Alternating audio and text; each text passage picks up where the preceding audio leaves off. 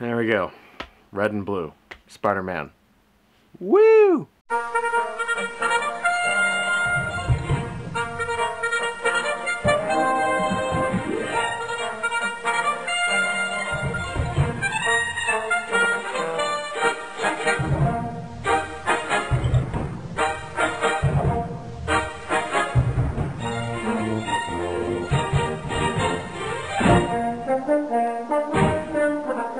Warm greetings, Code Monkeys, and welcome back to CodedLockFilms. So, let us get into Spider-Man Homecoming. First and foremost, let me say this.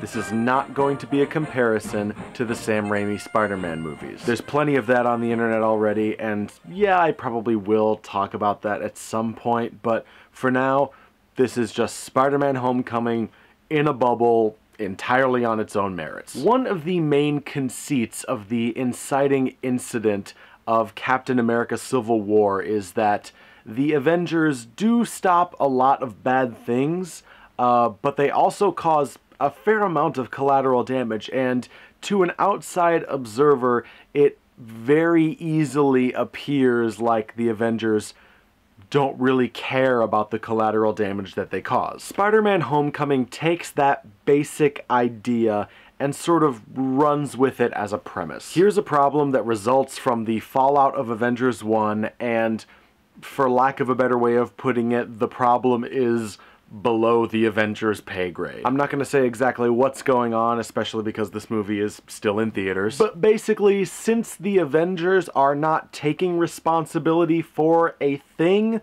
Spider-Man takes it upon himself to take responsibility for the thing. This being Spider-Man, responsibility is, of course, a big theme, and the movie in general comes from a mindset that no problem is too small to be worth noticing. The movie makes the case that Spider-Man, despite being powerful enough to contend with the Avengers, is ultimately sort of a hero of the people, somebody who helps out the little guy. The kind of guy who takes time out to help people with their everyday problems. I mean, sure, Captain America would stop a purse snatching if he happened to stumble across one, but Spider-Man is the kind of guy that goes out looking for purse snatchings. He's totally the type of guy that would be looking for little old ladies to help cross the street, or getting a kid's cat out of a tree.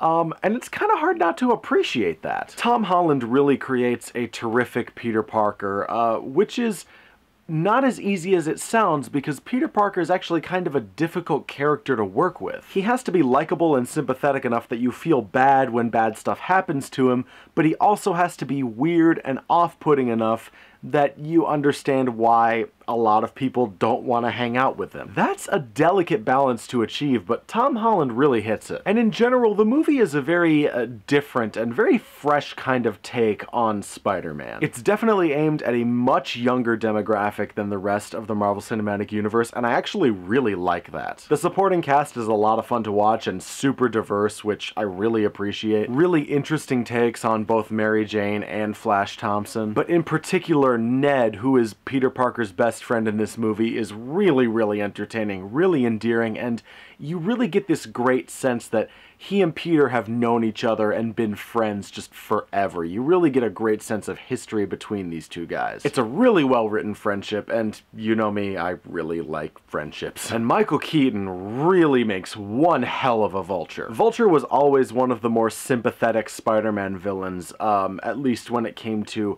origin and his motivations for turning to a life of crime. And again, not wanting to give away too much, the movie sort of updates his origin from the comic book to make it tie in better with the overall Marvel Cinematic Universe, and it really works. I really like that this movie, and to a somewhat lesser extent Captain America Civil War, are starting to take the time to acknowledge that, you know, when we have these big collateral damage fights, you know, that there's gonna be a lot of fallout, there's gonna be stragglers, there's gonna be consequences here and there that you may not anticipate. And going back to Keaton's Vulture himself, I always appreciate villains that have some sort of guiding philosophy or personal ethical code.